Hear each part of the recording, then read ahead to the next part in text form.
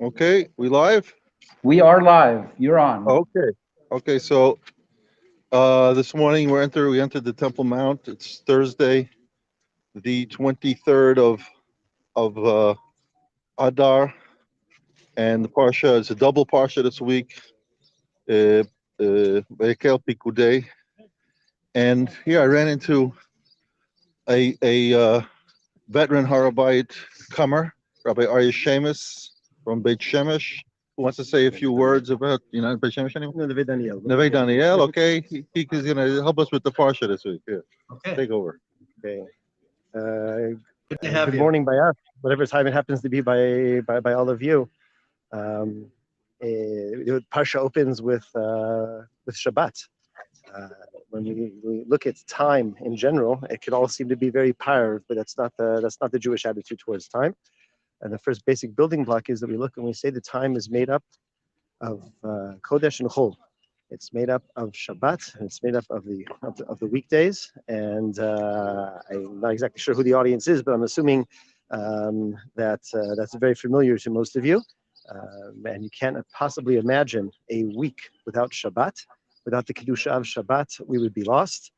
We spend much of the week preparing for Shabbat, and we spend the other part of the week enjoying the influence that Shabbat has had on us as we continue into the beginning of the next week. So Shabbat is really the centerpiece of our entire existence. That's the Kedusha of time.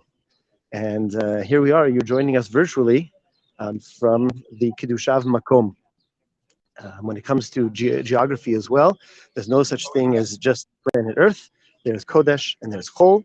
And by the same token, we can't possibly imagine time without Shabbat and Chol. We can't imagine geography without Kodesh and Chol. And there's different levels of Kedusha, 10 different levels in Eretz Yisrael. I understand that most of you or all of you are listening to this, watching this from Chutz La'aretz. So keep in mind that that's not on the list. Chutz La'aretz is not on the list of Kedushot. It starts in Eretz Yisrael, and it goes up in the area that we're in right now, is the area of Kedushat Harabait. We're very careful to be on the part of Harabait that we're allowed to be on, and we eagerly await the ability to go on to the next level. That's going to require Lefer Paraduma that we just read about in Parshat Parah. And Parshat Parah is there to remind the Jewish people that right after Purim, we start preparing for Pesach. Everybody has their own preparations for Pesach. If you're making arrangements to be in a hotel in Florida, or if you are making arrangements even to come here to Israel for Pesach, those are all important arrangements. And cleaning out the basement where you probably don't have any chametz anyways are all very important. But open a chumash, learn about Korban Pesach. That is the real preparations for Chag Pesach that we eagerly look to with Bimhira V'Yameinu this month to be able to be here. Akriv Korban Pesach Lechol Min HaPesachim U'Min HaZvachim. Shakoach. Shakoach. Thank you very much to Rabbi Aryeh Shemus, who is one of the veteran ascenders to the Temple Mount. And you guys, am I on?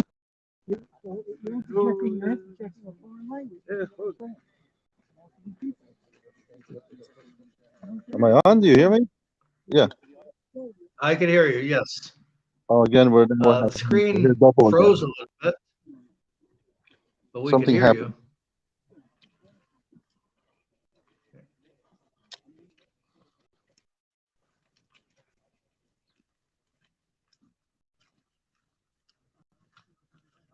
Okay, you hear me?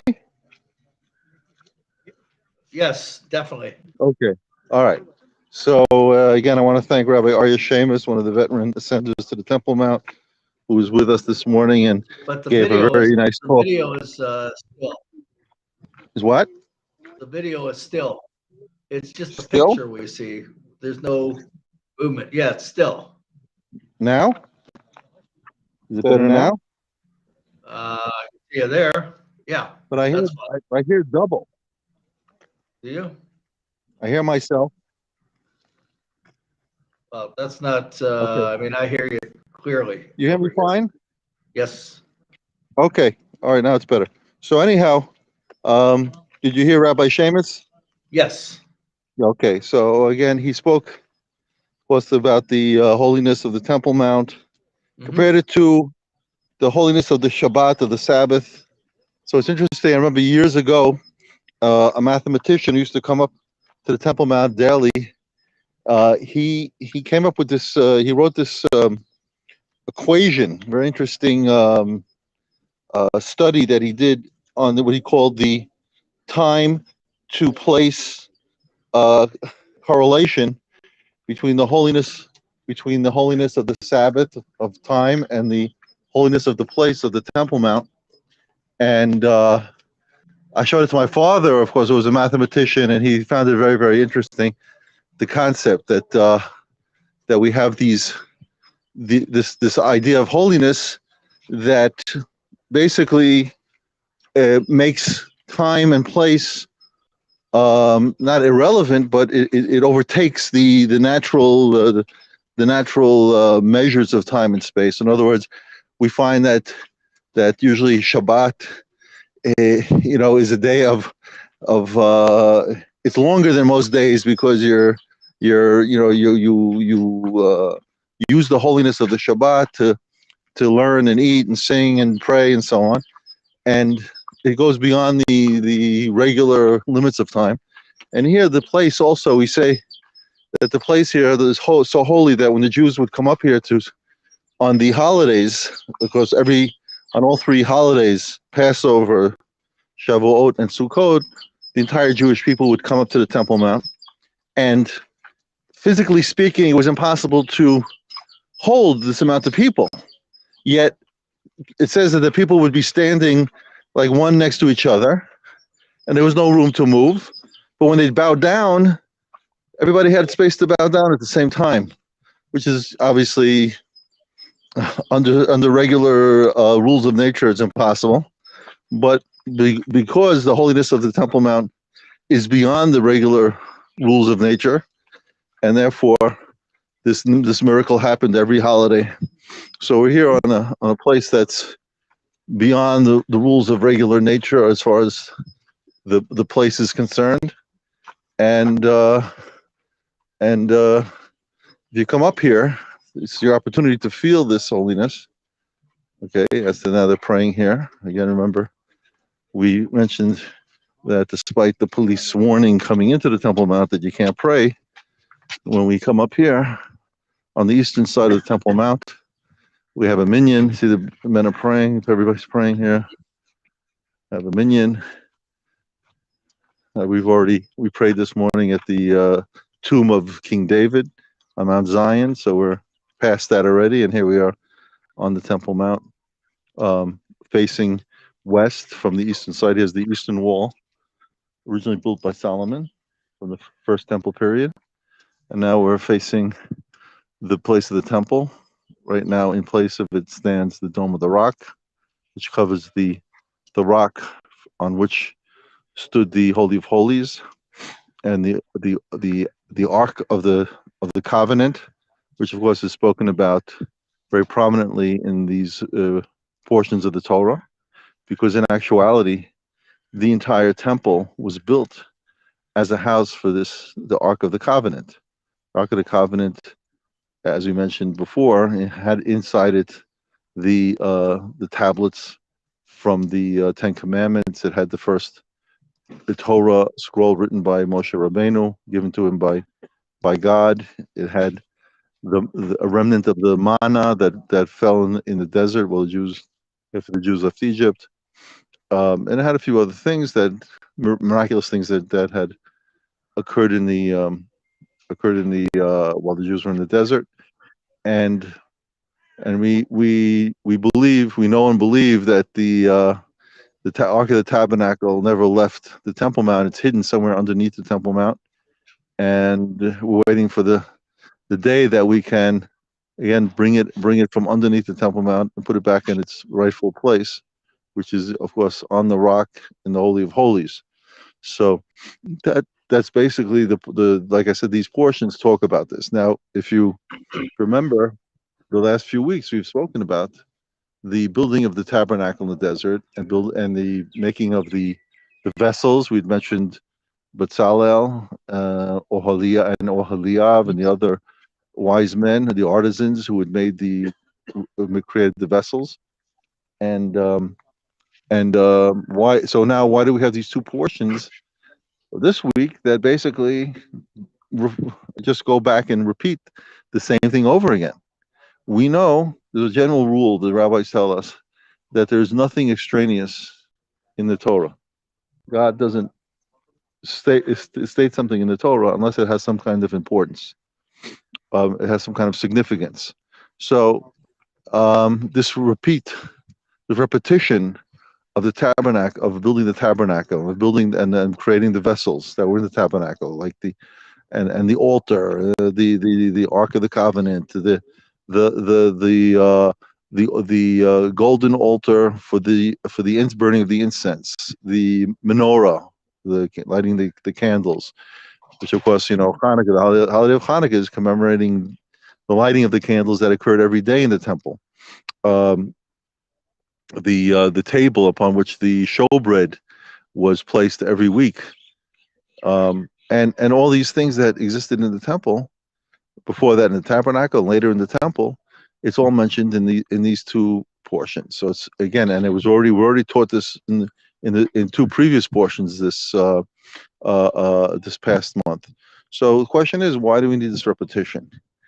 And in fact, it's a very important lesson that we should have to understand and internalize to really appreciate and understand the importance and significance of the temple and the service here on the Temple Mount.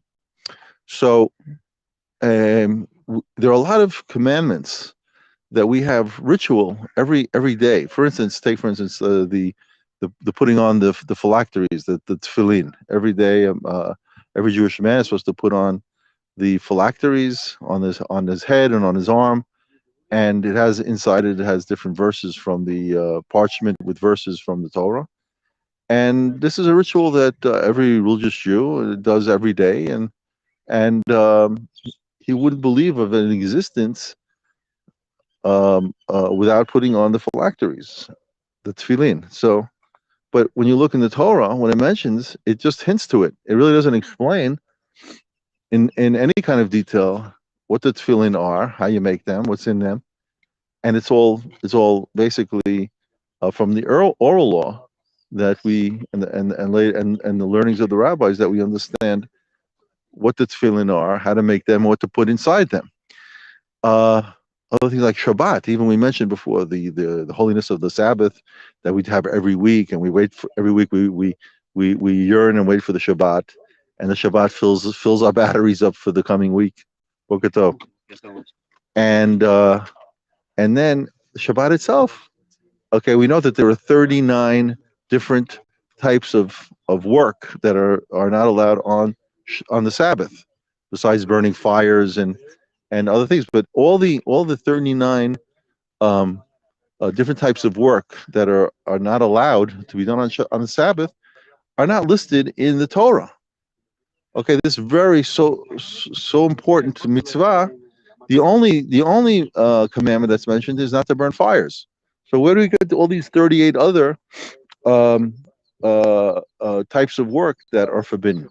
And the fact of the matter is that the rabbis tell us that we learn the types of work that are forbidden to do on the Sabbath from the building of the tabernacle.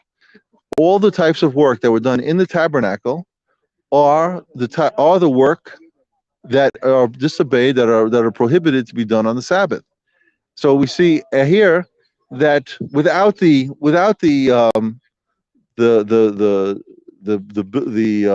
commandments relating to the building of the tabernacle or the temple, okay, we would not know what work is forbidden to be done on the Sabbath. So all these different very important commandments are, or even let's say, also a very important, another important thing that of course in Jewish life is the kashrut, is eating kosher meat. I mean, the Torah really doesn't tell us how we're supposed to slaughter animals in order for them to be kosher. Again, that's all brought down in the oral law. It's not mentioned in the Torah. The Torah tells us which animals are pure, which aren't, which are not pure, and we shouldn't be eating them. But unlike these mitzvot, these commandments that we do either every day or every week, the commandments relating to the tabernacle, the temple, were repeated, were in great detail to explain to us the importance of these commandments. That these commandments are central to our existence as Jews, as the Jewish people, and not only as individuals, but as the people, as the entire Jewish nation. And we need to we need to understand that it's unacceptable, the fact that one of the most central facets of our entire existence is what we're supposed to have here: the service inside the temple, the lighting of the menorah, the burning of the incense, the bringing of the sacrifices, the blessing of the kohanim, of the priests, the high court of the rabbis, the Sanhedrin, sitting next to the place of the altar, the on Yom Kippur, the high priest going into the Holy of Holies to bring atonement to the Jewish people in the entire world. All these things, this is the focal part of Judaism, the focal part of our existence, and yet here we are, as we've mentioned. This will be the 50th year of the State of Israel, and the 56 years since the liberation of the Temple Mount, and yet we see that even under the most right-wing government that exists, has ever existed in the history of the State of Israel, nothing in the direction of renewing the service in the temple has been pushed forward by the government. So this is where we are, and we're in this quagmire, as they say. Okay, I mean, things have improved from the time that we started going up many years ago, from a point where they'd let up maybe 2 Jews at a time, and you couldn't pray, and you couldn't move your lips, otherwise they throw you out. So we've made progress, and a lot more Jews come up now. But yet at the same time, here we are, and we're coming. The holiday of Passover is coming up, as the Rabbi Seamus mentioned before. The sacrificing of the Passover offering, which is the very essence of Passover. It's not called, again, no matter where you are in the world, we all call it the holiday of Passover. We don't call it the holiday of matzah. We don't call it the holiday of maror. We don't call it even the holiday of the liberation from Egypt. We all refer to it as the holiday of Passover. What is Passover? Yeah, my friend Israel here mentions that the Torah does mention the name, the holiday of the matzot, but people don't call that. People don't go around saying, "Oh, you're going to celebrate. Are you going away for the holiday of matzot?" They don't say that. Right. They say holiday of Passover. Or it's imbued in us that that this holiday is related to the Passover offering. Okay, and the original Passover offering is, of course, what we mentioned. What we learn about the night of the Seder. We talk about the slaughtering of the sheep, and putting the blood on the doorposts, so that the angel of death would pass over the houses, and the Jews would be safe inside the houses. Okay, that was the first Passover, and after that, every year the Jews are supposed to bring up this offering. All the Jewish people from all over the world, wherever they are supposed to come up to Jerusalem in groups of as many people as can possibly eat from this Passover offering, and they had to finish that night. They had to finish the eating the meat the night of the Seder. But the focal point of the Seder was the Passover offering. It was, the matzah was important, but but all this, we're told that there's opinion that without the Passover offering, the eating of the matzah and the maror are not really considered commandments from the Torah. They have to be eaten together as one. Right. So now we have basically a symbolic service. We don't have we're doing the real thing. We're doing a ceremony that's symbolic of what happened. But the real service requires that we have the Passover offering. So, and that's also a point that we pushed over the years to try to get the authorities to allow us to bring the Passover offering. Obviously requires that we be allowed to build an altar, even a small altar here on the Temple Mount on the right spot. Mhm. But we've always, of course, been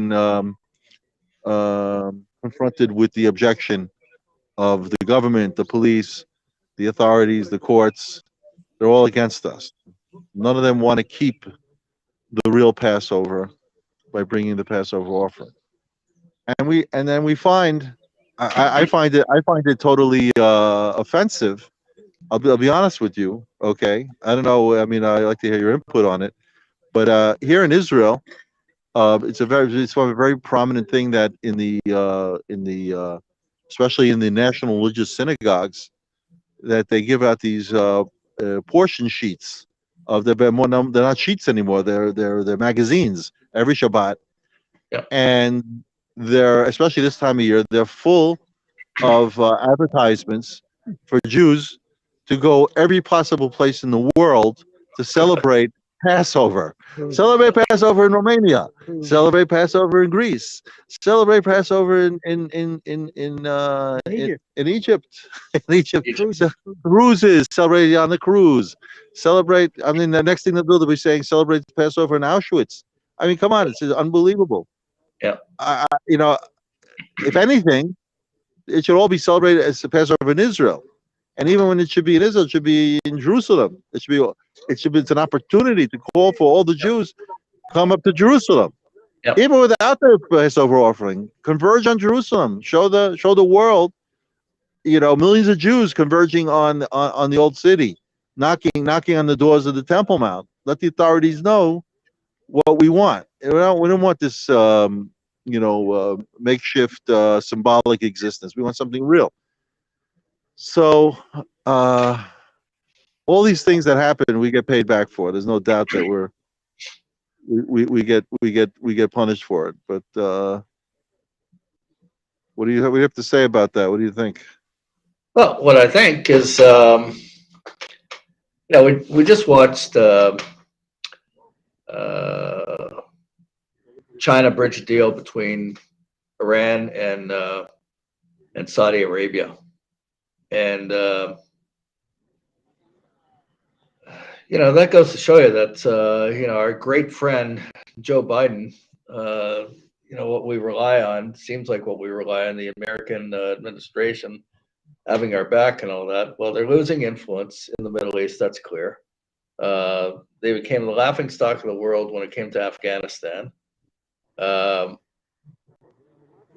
Israel is dealing with serious issues, surrounded by hostile neighbors, and Iran saying that they want to build a bomb and destroy Israel, letting their proxies fill Lebanon in the north and Gaza in the south, and then they want to, from Syria, fire down onto Israel as well. Wherever they want to try and set up a base. What do I think about that? I think that Jews have to assert themselves and have to realize that it's up to us. And at the end of the day, what Rabbi Kahana said is that we're on our own, but we should be on our own in a positive sense and take the initiative. And when it comes to defeating our enemies or being united against our enemies, that's what we have to do. We have to be united against our enemies. And at the same time, on the positive side, we have to assert ourselves fully on what belongs to us and what is ours. And the holiest place, according to the Torah, is Har Bayit.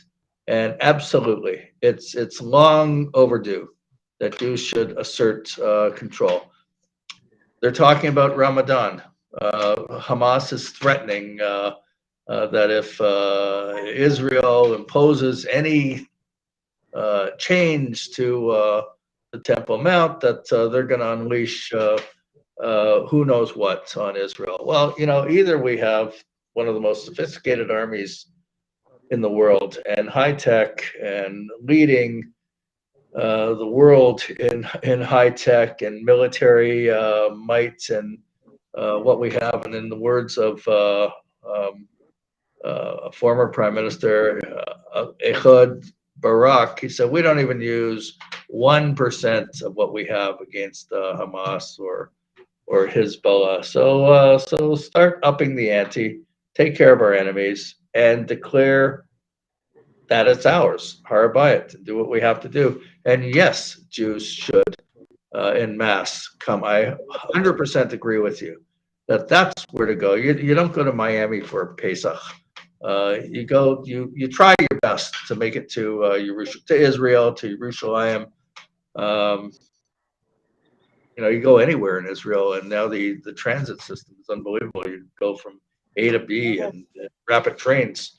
It's unbelievable, and that's what we should do. And as you have pointed out a number of times already on our Parsha broadcasts, that the Kotel was really part of an area that was built by King Herod, and that had no real significance to the actual temple, the actual Har Bayit. So we're clinging on to something that King Herod built, an extension of the temple, if you would.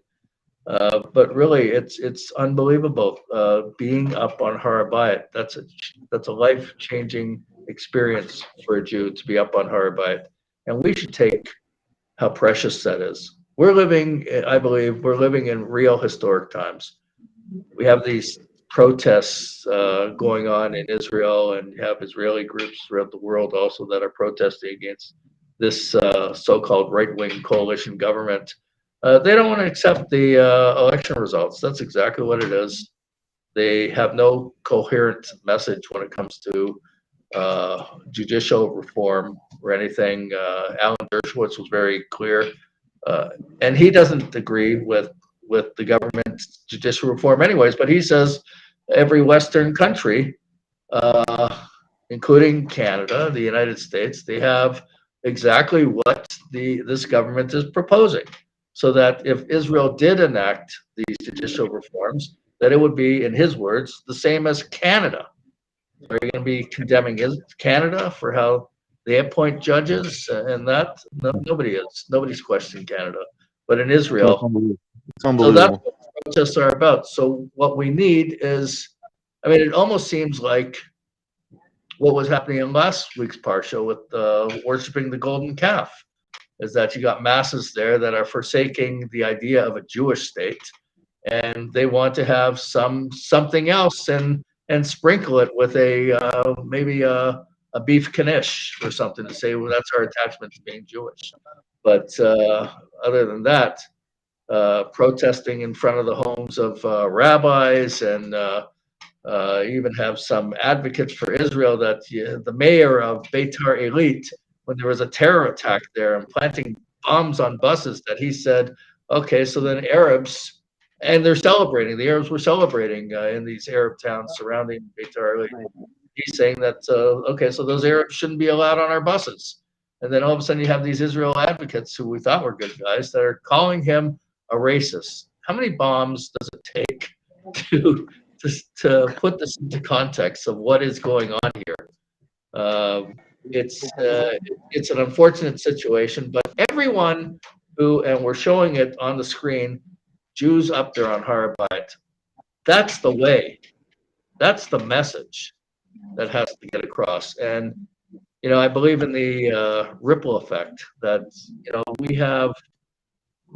we try to get as many viewers and subscribers as we can, but it's the ripple effect. We're doing it. Determination, just like Rabbi Akiva, when he didn't think he could do any kind of tshuva and become a good Jew or anything until he saw a rock that he always saw. He always passed by it, and a drop of water always hit it.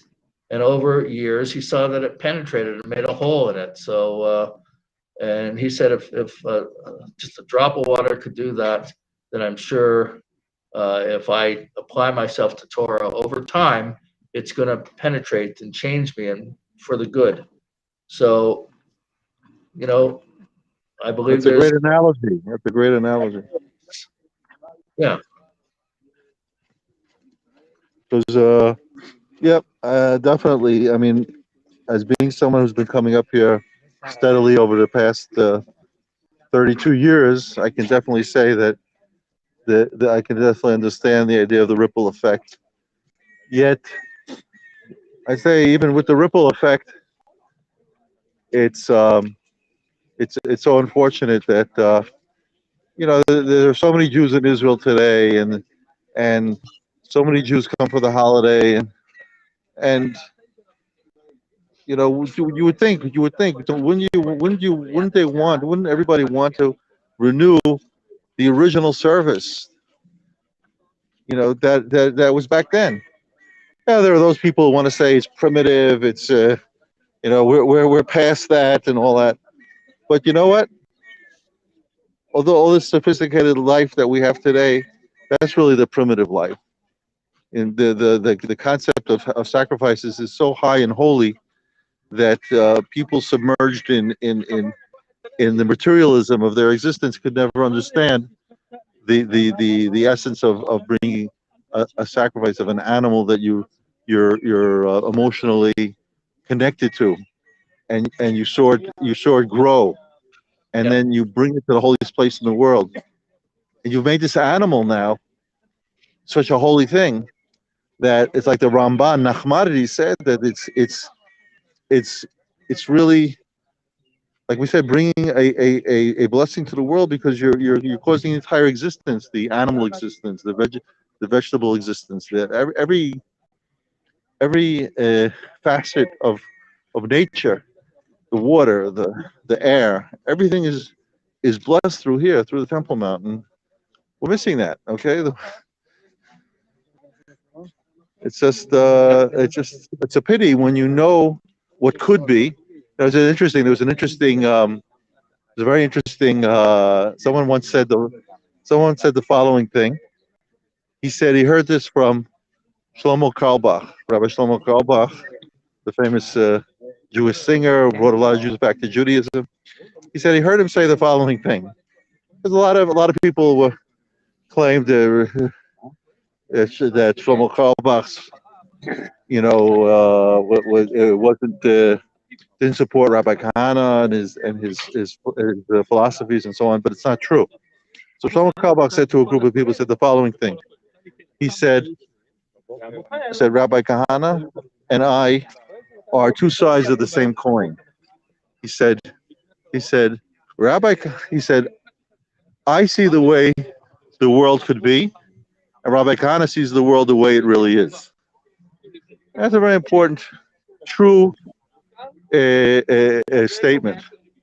In other words, like I said here, when you're up here, you understand that the world could be, a place of blessing and no wars and no calamities and the entire world working together to bring a blessing to the entire world. No famine. All these things that God promised us. We have a temple up here, and serve Hashem and serve God up here. That's the way it could be. But in reality, we know what it is, because, like we said, not only the nations of the world don't want us here, even the Jewish people, unfortunately, don't want us here or don't want to be here. It's just a very sad reality that you know it could be, and you just don't have that. What can I say? So but we're not giving up. no, not at all. We're going to continue.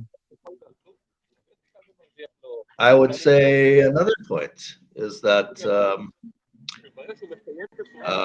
with these protests, there's a huge attack on the religious community. They make all kinds of accusations against the religious community. So many negative things they say about the religious community, but I believe there's such incredible talent in the religious community and development and tech and everything. And I think there's someone there that we don't know who he is. He doesn't know who he is. Just like Moshe Rabbeinu, he didn't know who he was.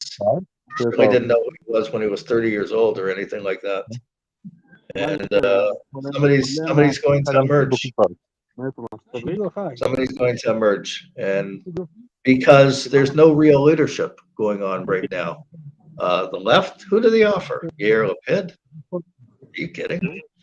And the right, Netanyahu, I mean, he's brilliant when it comes, he's good for the economy, he's good for a lot of things, but really to articulate a Jewish state, there's no one who has risen to the occasion. It seems like most Jews are ashamed to really articulate that. They protest and go on democracy. It's a Jewish state. So let's articulate what is a Jewish state. And if you articulate what is a Jewish state, it's a no-brainer. Har Bayit. That's central to Jewish life. It's a very important point, because what you just said is a very important point. People talk about democracy. Democracy is just a technical form of government. People refer to it as more than it really is. You have different forms of government. Some are better, and some are worse. But those are just technical forms of government. The Torah tells us different forms of government, like appointing a king, or the head of a tribe, or judges. I mean, there are different forms of a Jewish government, but the bottom line is that God wants one leader. There has to be one, like you said, one person who's responsible, who gives it direction, like Moses was in the desert, or like Joshua was when they came into the land. And throughout the generations, there was always that one leader of the generation. It could have been a prophet like Samuel. It could have been a judge like Samson. It could have been a king like David. Could have been later on a rabbi like Ezra. But whatever it was, there was a one leader that basically set the tone. And without that, this idea of a government that's has all these of a leader that has basically very little power in the end, because he's got all kinds of checks and balances and considerations and so on. That's not what God wanted. That's not what He told us to do. And we see, like you said about Netanyahu, he might be a very, very smart man and genius in economics and diplomacy and a great orator. But the bottom line is he's no real leader, because he doesn't even know what the real authentic Jewish idea is. Why we're here and we're supposed to be here and what we're supposed to be doing. Because if he did, we would not be watching what we're watching right now. Here we are. You see here right in front of us the Dome of the Rock. Yep. You see here the place where the altar was supposed to be, where we would do the Passover offering. And you see up here, they're setting up now for the Ramadan. These poles that we see here, they set that up every year for the Ramadan, which is coming up very soon.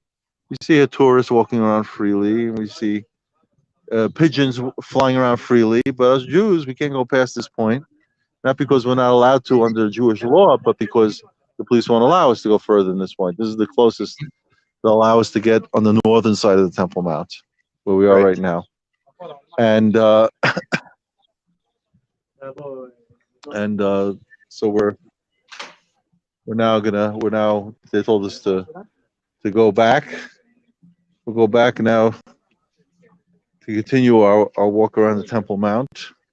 We started in the west, came through the western wall, walked the entire southern side of the Temple Mount until we got to the eastern wall. We then continued north from there.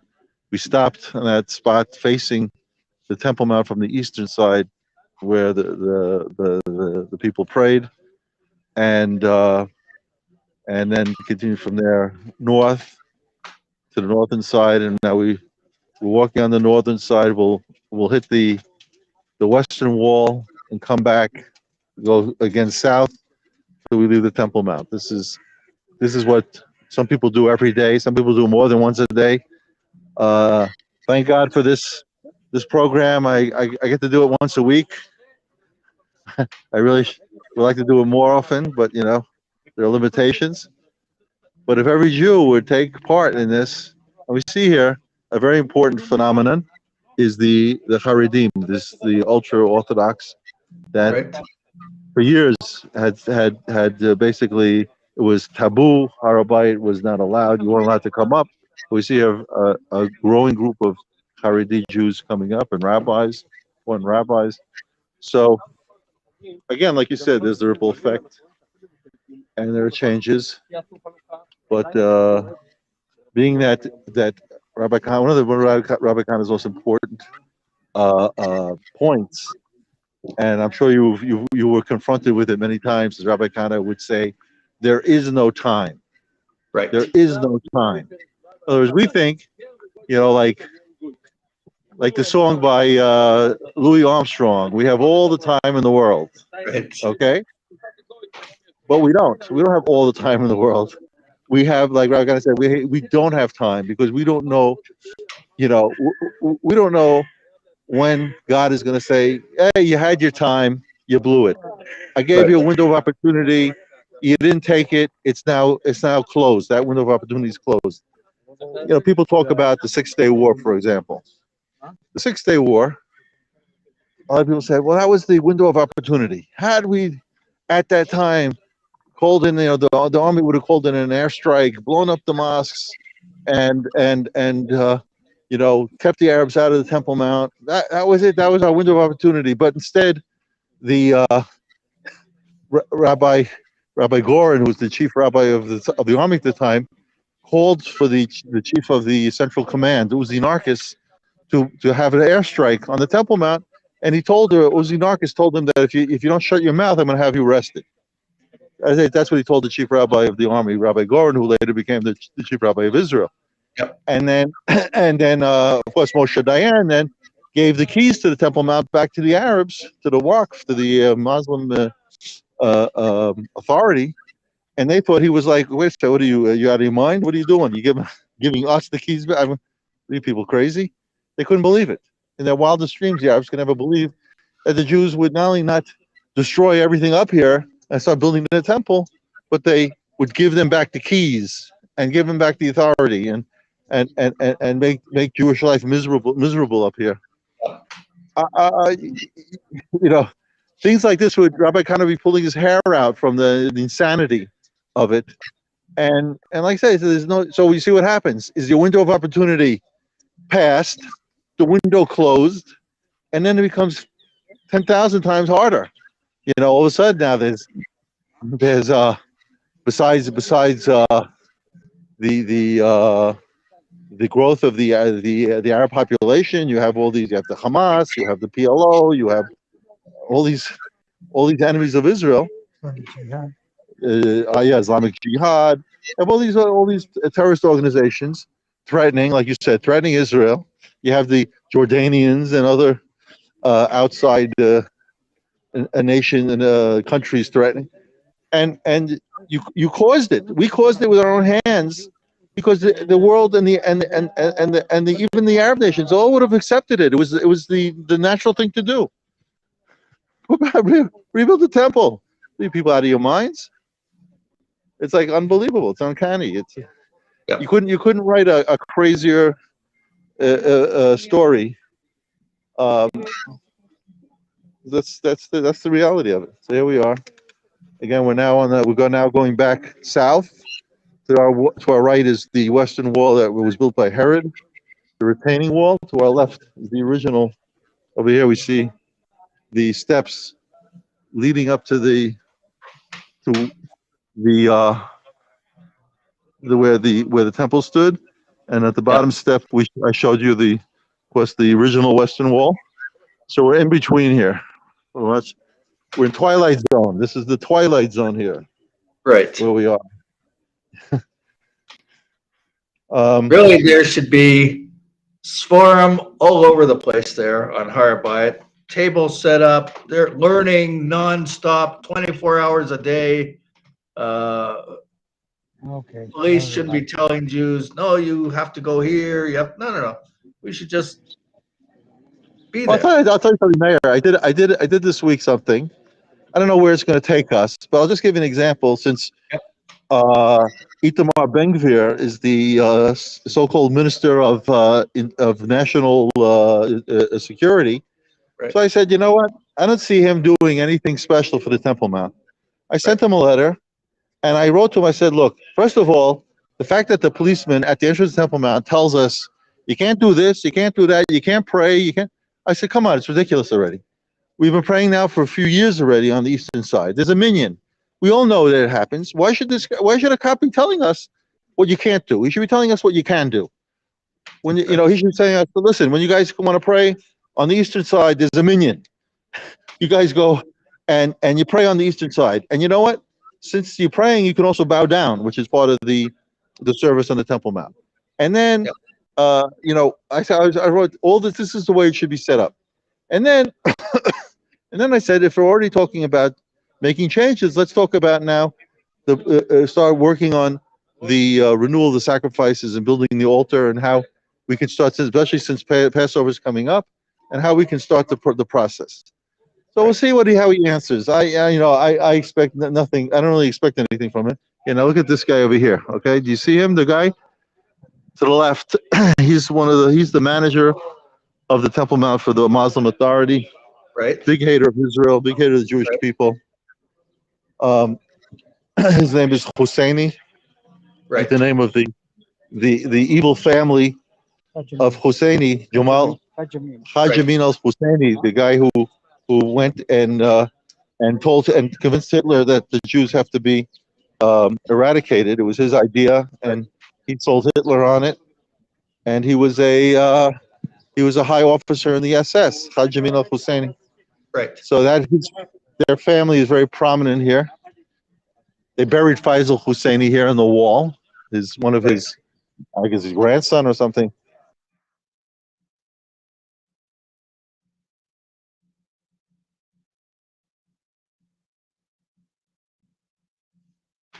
Oops.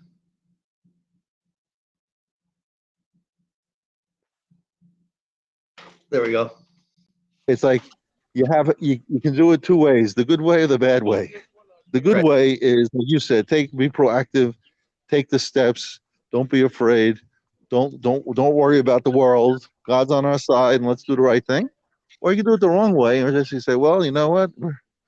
We're small, pitiful people, and we can't do it ourselves, and we need the help of the nations, and therefore we have all these considerations, and that's basically the way this country is run. That's the way this state is run. That's the way the Jewish people have been running themselves, as if they're, a pitiful, small people that are at the hands of the nations. Until the Jews get over that, unfortunately, I'm afraid that we're stuck. Until they really are willing to put their faith and trust in Hashem, and say, like Rabbi Kana used to say, I remember he would say back in the time when he'd go talk to groups of Jews, especially in the Orthodox synagogues, he would say to them, he'd tell them the program, the idea, what to do, throw out the enemy, to rebuild the temple, all these things. And then somebody would always say to him, Rabbi Kahana, your ideas are great, but Ronald Reagan or whatever the president was at the time won't let you. So he would say, excuse me, who's stronger, God or Ronald Reagan? And everybody would laugh. What a stupid question. Of course God's stronger. So he'd say, well, if God's stronger than Ronald Reagan, then who cares what Ronald Reagan has to say? And all of a sudden, there was a silence. I'm sure you experienced it. There'd be a silence, and the people realized, wait a second, he's challenged our faith and trust in God. Do we really believe in God? And that was the bottom line. The bottom line was that the truth is they really believe in God. because if they believed in him, I mean, they pay they pay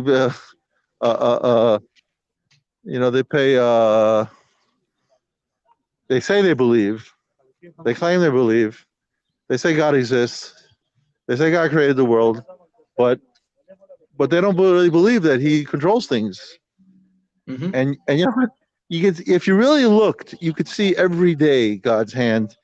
When with these anarchist leftist traitors that Right. are protesting now in Israel and they're trying to destroy the state. Bottom line, because they don't like the idea that religious Jews, nationalistic Jews, are running the state. So they started this thing about, well, we're going to have all our money pulled out of Israel and we're going to send it to outside of Israel to destroy the economy. We're going to send it to the Silicon Valley. I mean, could it be? I mean, more classic. The hand of God. Oh, you guys are gonna do that? Okay, I'm gonna show you. They're not. They have the money transferred, and all of a sudden the bank falls. And that, I mean, it's so clear. And yet say to these people, well, don't you see the hand of God?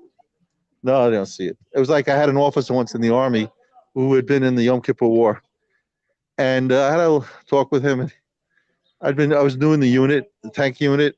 We were in the Sinai Desert, and he's telling me about how he held off his one tank. He was only one tank left in the entire unit, and he held off an entire company of Egyptian tanks. And I said to him, I said, "Tell me that's not a miracle from God?" I said, "Of course it's a miracle from God, but I'm still a great tank commander." He couldn't leave it at that. Yeah, it was a miracle from God. No, I had to throw in, I'm a great tank commander. That's our problem. So here we are. We're about to leave. We're on our way out here till next week. Baruch, we're getting Yeah. so close to Pesach, and I had an idea that I'd like to make a petition. It could circulate internationally. A petition. Yeah. A petition to the government of Israel, maybe to Itamar Ben-Gvir, Minister of Police, regarding Har Bayit, regarding points that you mentioned, points that we discussed, that there should be a change of access for Jews, starting with Pesach. And there should be restrictions on others coming up to Har Bayit during, let's say, this Ramadan. Like, for instance, there can't be any Hamas rallies up there or anything like that. And that Jews should have an area, modest request, an area where Jews could pray, an area where Jews could learn and study. The times should be changed for Jews on Har Bayit as well. In terms of the access, it can't just be a couple hours in the morning, a couple hours in the afternoon. Modest requests to the government in the form of a petition. And I'd like your input, and I'd like to start working on it tomorrow, and I'll send you a rough draft, and then Okay. let's go with it. Today it should be so easy to get people to sign up because of the internet and all the different stuff. I mean, you see all these petitions coming out now. They just had a petition this week, 1,000 Israeli performers and artists calling the governments of Great Britain and Germany to prevent Netanyahu from visiting their countries. It's like unbelievable. Like, what a chutzpah! What did I do? They're like a fifth column, and they can sign up 1,000. I went on to check the list because I wanted to see which singers were on it. So I don't listen to their music anymore. It's just they're so evil. Right. It's like one guy, one of the veteran reporters in Israel, got on the radio and he said, I can't believe these people did that. He says that's like so. They're like capos. They're traitors. How do you do such a thing? Yeah.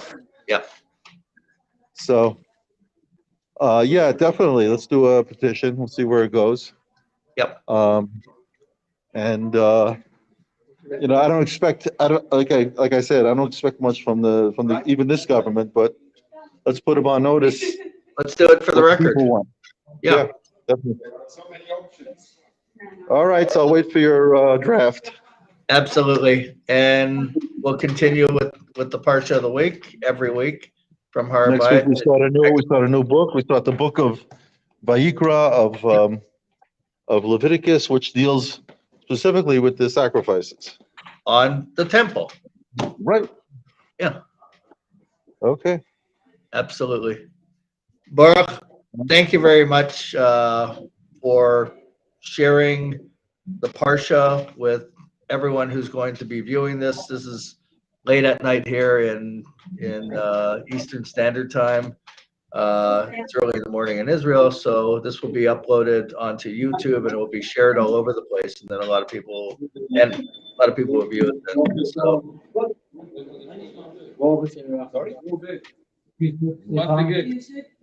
I have the bag here.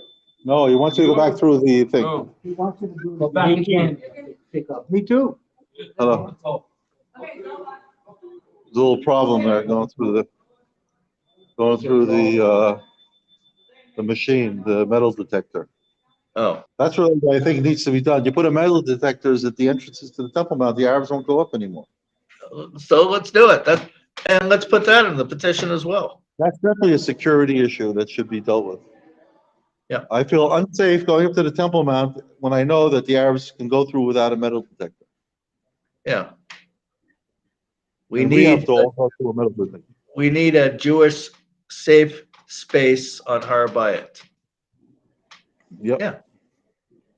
And you see it developing on the eastern side. You see it developing where, like you said, we can pray there and no Arabs bother us, not even the Muslim authorities. So there is a space that's being created de facto. Right. But let's see if our good buddy Itamar Ben-Gvir wants to.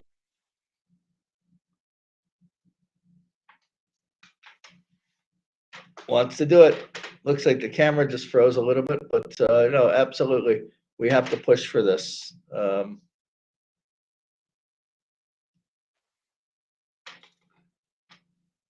About him, his power or lack of power. Right. He's in the government. He's an important part of the government, and we have to. Oh, they get shalom בחוץ לארץ. שלום בחוץ לארץ. הנה, Rabbi Elbaum. There's Rabbi Elbaum. Go. Okay.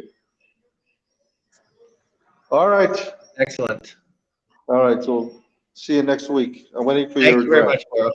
All right. Absolutely. Thank you. Okay, bye. Kol tov. Bye-bye. Bye.